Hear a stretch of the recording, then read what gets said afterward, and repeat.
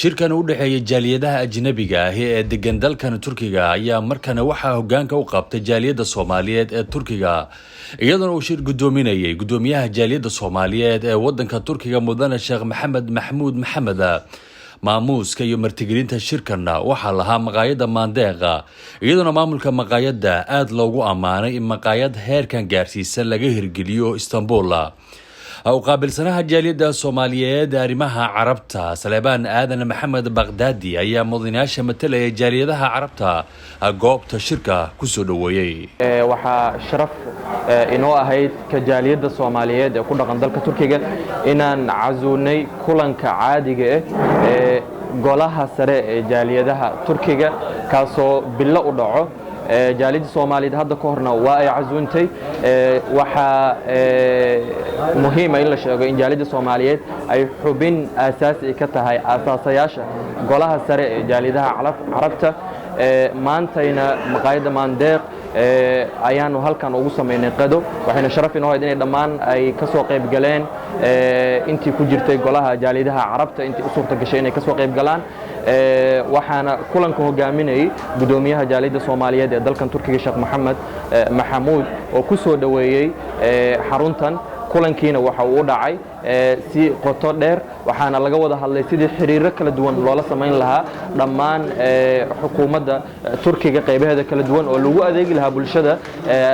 Carbeed oo ku dhaqan dalkan Turkiga waxa ogsoonahay Soomaaliya inay xiriiro la leedahay ururo kala duwan waxayna jaaliyada Soomaaliya soo celisay inay xiriiro la sameeyso dhammaan urur kasta oo dawladaha Soomaaliya ay ku jirto oo hadii ahaato ururka Carabta hadii ahaato ururka Islaamka hadii ahaato ururada Afrika dhammaan community-yada ururada bulshada ee ku dhaqan dalkan Turkiga si xiriir loola sameeyo taas oo u adeegayso dhammaan adeega loo sameeyo bulshada Soomaaliyeed dankiisa waxa hadalka qaatay Dr. Wasiim Baraki gudoomiyaha golaha guud ee jaaliyadaha Carabta ahna gudoomiyaha jaaliyada Lubnaan الجالية الصومالية على استقبالها لنا اليوم في هذا اللقاء الدوري للاجتماع الشهري لاتحاد الجاليات العربية للمجلس الأعلى للجاليات العربية في اسطنبول. شكرا لهذا اللقاء الطيب والجميل في المطعم الصومالي الذي قدم لنا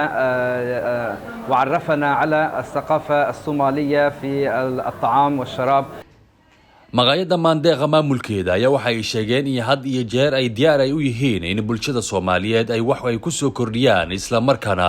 ay sharaf u tahay in shirka jaaliyadaha Carabta goobtooda lagu martigeliyo Ibrahim Boodaye waa maamulka maqaayada Maandeeqa maanta waxaan ku faraxsanahay inaan soo dhaweyno dhammaan jaaliyadaha Carabta ee degan wadanka Turkiga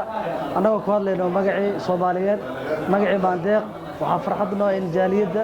ay qabatay shaqo wanaagsan annagana aan fidin gogoshii caawa dhammaan cuntadii Soomaali waa laga helay dhammaan cidii ka soo shaqeysay saxaafadda dhammaan gudoomiyaha ardayda gudoomiyaha ganacsatada gudoomiyaha guddiga doorashooyinka dhammaan ka soo qaybgalayaasha 12 wadan dhammaan oo madcilinayna waana maasantiin gudoomiyaha jaaliyada Soomaaliyeed ee wadanka Turkiga Sheekh Maxamed Maxmuud Maxamed ayaa gabagabadii shirka hadalka qaatay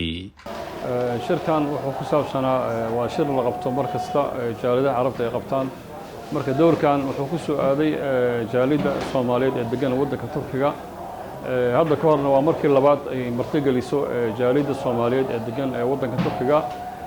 runtii wuxuu ku saabsanaa in laga hadlo waxyaabaha ay u baahan yihiin jaaliyadaha Carabta xagga ijtimaaciga ama xagga duruufaha ku haysta wadankan in looga hadlo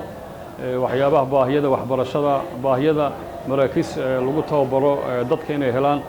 inay helaan maartay dadka aan shaqada haysanin shaqooyin inay helaan si iskaashi guud u dhaxmaro jaaliyada Soomaaliyeed iyo jaaliyadaha Carabta marka aad iyo aad baan runtii ugu faraxsanahay arrintaas waxa kaalin libaax la ka qaatay maanta restaurantiga Maandeeq oo runtii maartay u fidiyay casuumaad qiimo badan ee jaaliyada oo wada socota marka aad iyo aad baan ugu mahadcelinaynaa restaurantiga Maandeeq sida wanaagsan oo runtii martida noola soo dhaweeyay runtii uguna maartay casuumay madcamkan quruxda badan ee Soomaaliyeed oo runtii madcam maqaayad aan ku faani karno oo aan keeni karno dadka ajnabiga marka sida aawadeed jaaliyada Soomaaliyeed markasta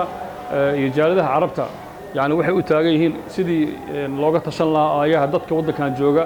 sidii wax loogu qaban lahaa sidii la isku kaashan lahaa sidii dhalinta wadankan joogta